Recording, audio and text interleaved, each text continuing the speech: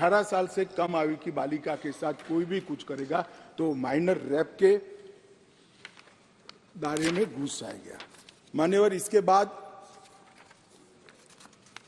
Gender neutral कानून बना है। कई जगह पे कई सारी चीजें छूट गई थी। लड़के और लड़कियों के व्यापार जो एक घृणित अपराध है, इसमें सिर्फ लड़कियों का जिक्र था, वहां लड़कों को भी डाल दिया गया है। और आईपीसी की धारा 366A में भी नाबालिग लड़की के साथ बच्चे का भी जिक्र कर इसको जेंडर न्यूट्रल बनाने का हमने प्रयास किया है। मान्यवर, आतंकवादी कृत्य को इतने सालों के बाद 1 लाख से ज्यादा लोग आतंकवाद की बलि पर चढ़ने के बाद 75 साल के बाद पहली बार आपराधिक न्याय कानूनों में जगह देने का काम नरेंद्र मोदी सरकार को। हमारा वादा था मान्यवर इस देश की जनता को कि हम आतंकवाद के खिलाफ जीरो टॉलरेंस की नीति रखेंगे, और आतंकवाद की व्याख्या ही नहीं थी। कुछ सांसदों ने, मैं बाद में जवाब देता हूं, कहा है कि यूएपीए में है, मगर जहां उनके प्रभाव वाली सरकारें थी वहां यूएपीए को लगाते नहीं थे। आतंकवादी कृत्य कर सादे गुना की सजा में निकल जाते थे। अब हमने ये मूल कानून के अंदर ही आतंकवाद का जिक्र कर ऐसे लोगों को जेल के बाहर आने का रास्ता लगभग असंभव कर दिया। मुझे मालूम है कुछ लोगों को बड़ी तकलीफ हुई, बताया भी है, मैंने भाषण पढ़े हैं। मुझे तो आश्चर्य हो रहा है, इस देश के कानून में आतंकवाद को रोकने की धारा है और इस सम्मानीय सदन का कोई व्यक्ति उसको मानव अधिकार के नाम से विरोध करे। आतंकवाद ही मानव अधिकार का सबसे बड़ा हनन करता है। जो आतंकवाद फैलाता है, आतंकवादी कृत्य करता है, जिसका जो विक्टिम होता है, इसके मानव का अधिकार का हनन आतंकवादी कृत्य करने वाला व्यक्ति करता है और उसको कठोर से कठोर सजा मिलती है।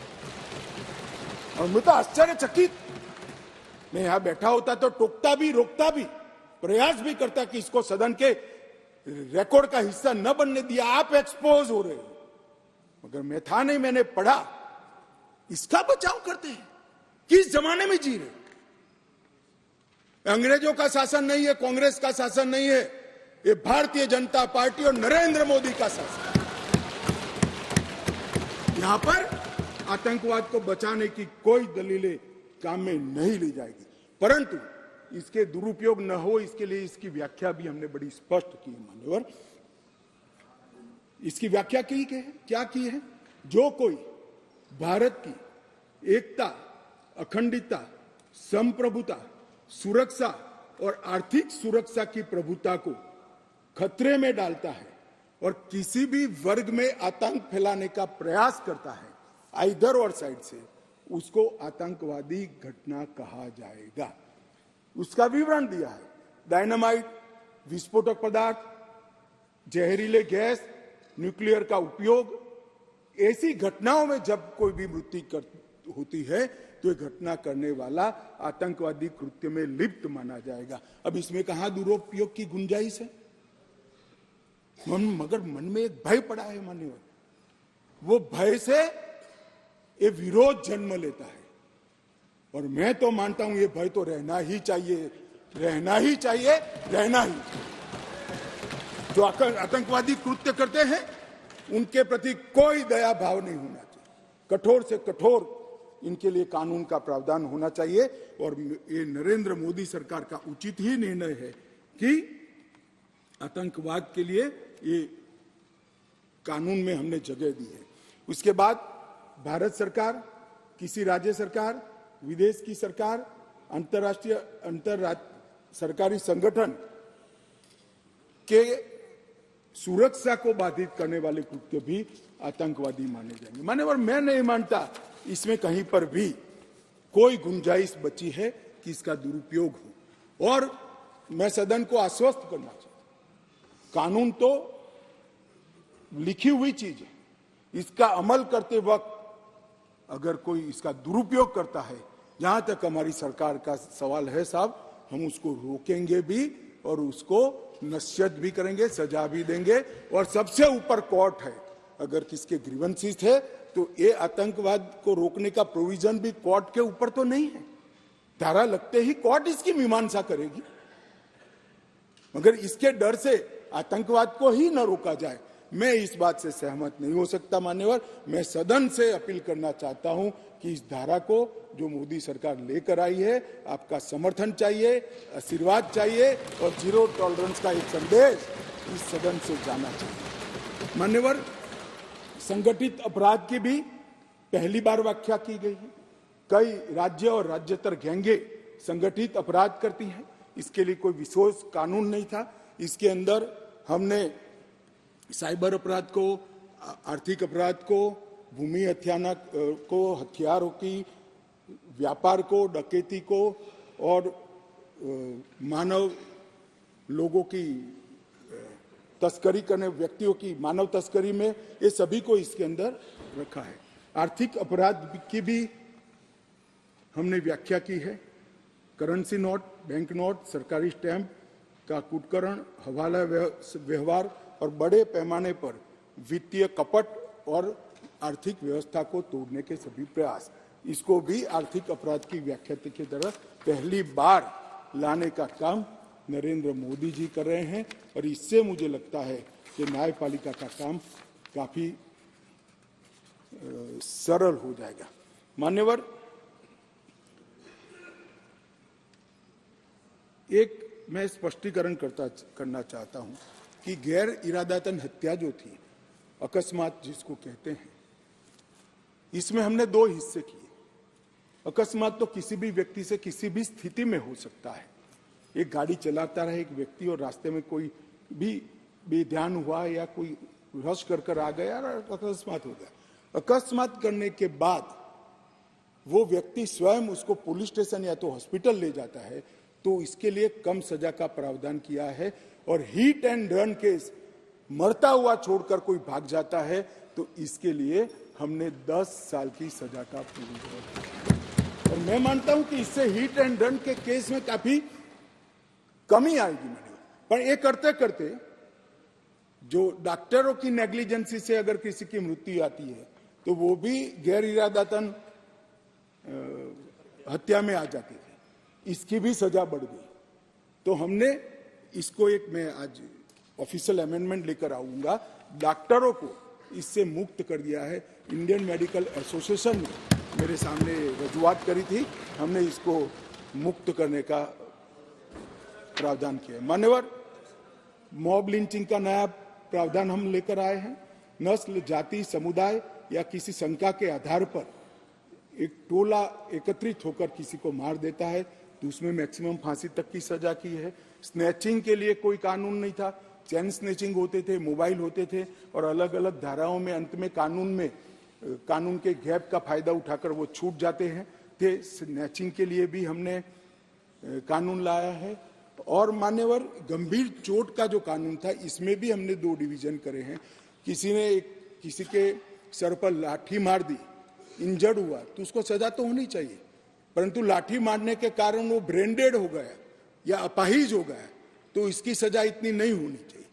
तो संपूर्ण अपाहिजता या तो ब्रेन डेड के केस में हमने 10 साल तक का कठोर दंड देने का प्रावधान किया है, इसको सेपरेट किया है।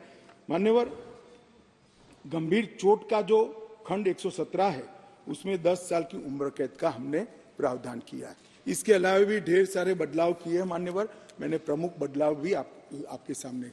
अब मैं भारतीय नागरिक सुरक्षा संहिता की बात करूंगा। मान्यवर, इस देश में न्याय प्राप्त करने में सबसे बड़ी बाधा है तो गरीबों के लिए तो आर्थिक बाधा है, मगर हमारे संविधान ने इसकी योजना बनाई। गरीब से गरीब व्यक्ति को शासन के द्वारा वकील भी दिया जाता है, न्याय भी मिलता है, परंतु न्याय मिलता ही नहीं। कल ही मुझे माननीय रक्षा मंत्री में बिल पेश कर रहा था, बता रहे थे 2003 में कोई एक्सीडेंट हुआ था, इसका साक्षी का सेवन 2023 में कल ही माननीय रक्षा मंत्री जी के साथ आया। सजा कब होगी वो तो अभी किसी को मालूम नहीं। माननीय सालों के सालों तक तारीख पे तारीख पढ़ते रहते हैं। पुलिस न्यायपालिका को दोषित करती है, सरकार पुलिस और न्यायपालिका दोनों को दोषी करते हैं, और पुलिस और न्यायपालिका बैठती है तो सरकार को दोषित करती है। सब एक दूसरे के पीछे कानून का सहारा लेकर, हमने इस कानून में ढेर सारी चीजों को हमने स्पष्ट कर दिया। मैं इसको बहुत बारीकी से बताना चाहता हूं मान्यवर, क्योंकि ये समझना कानून बनाने वालों के लिए बहुत महत्वपूर्ण। मान्यवर, पुलिस द्वारा दंडित कार्यवाही सीआरपीसी में कोई समय निर्धारित नहीं। आप एक कंप्लेन देते हो, इसका संज्ञान वो 10 साल के बाद भी ले सकते हैं। अब 3 दिनों के अंदर ही एफआईआर दर्ज करनी होगी अगर प्राथमिक जांच होगी, इसको कंपलसरी कर दिया।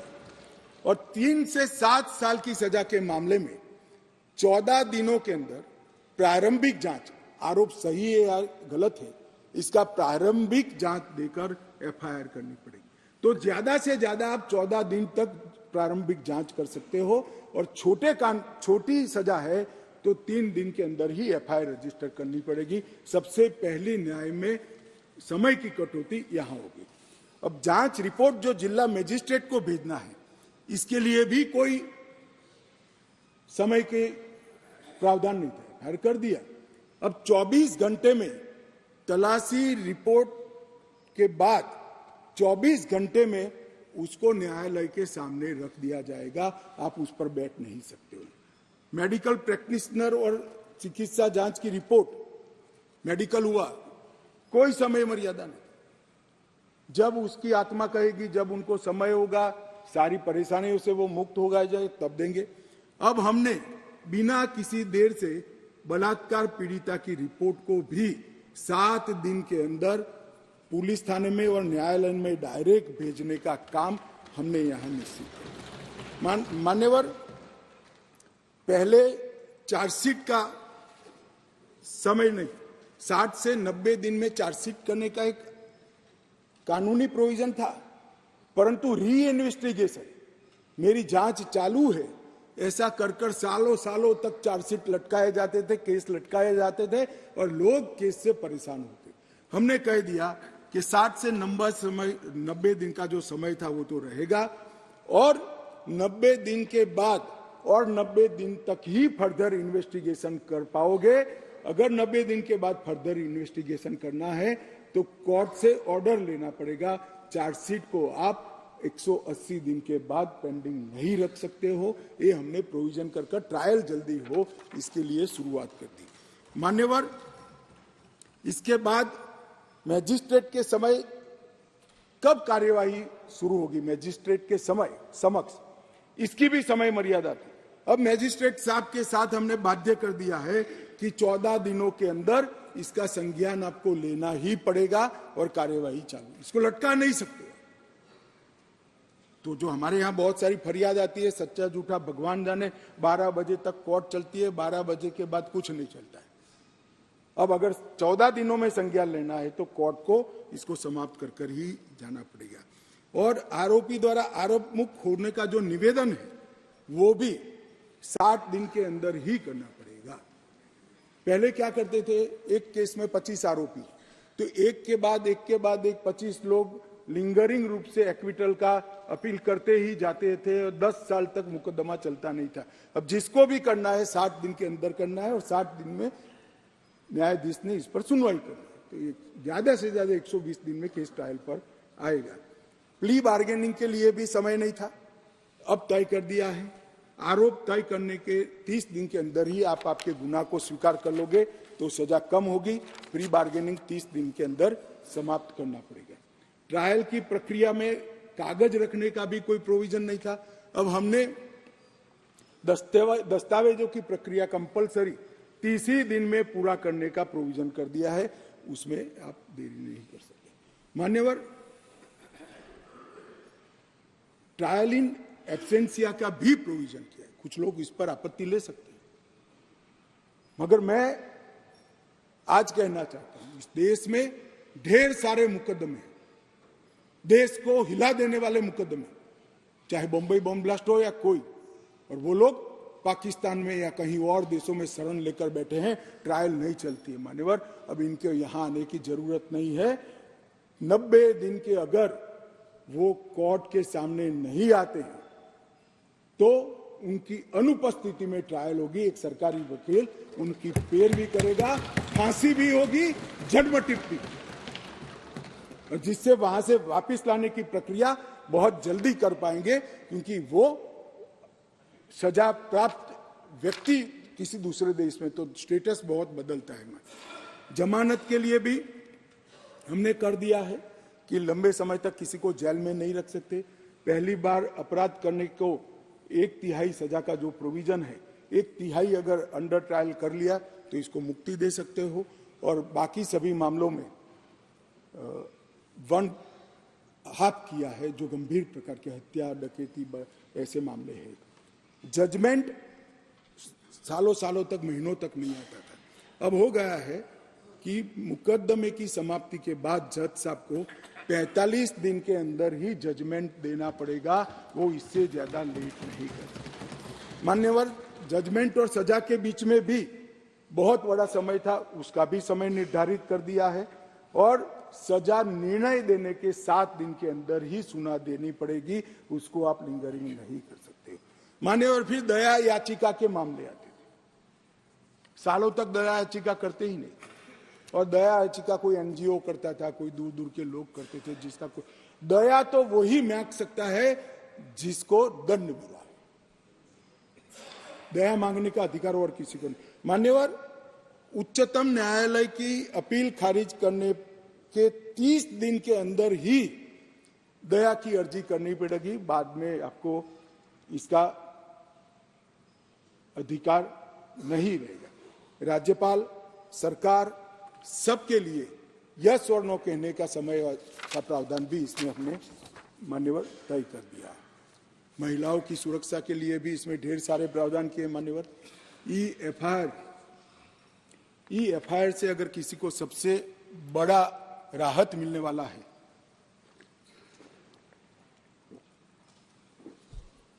तो महिलाओं को मिलने वाला है। किसी भी महिला के लिए अपने खिलाफ हुए अपराध को किसी के सामने वर्णन करना मान्यवर बड़ी संकोच की बात होती है। आज ई-एफआईआर से हर कोई कर सकता है, मगर कोई भी महिला थाने पर एफआईआर करा सकती है, उसका संज्ञान भी लिया जाएगा, और 2 दिन के अंदर ही घर पर आकर इसका जवाब लेने की व्यवस्था महिला पुलिस के साथ इस कानून के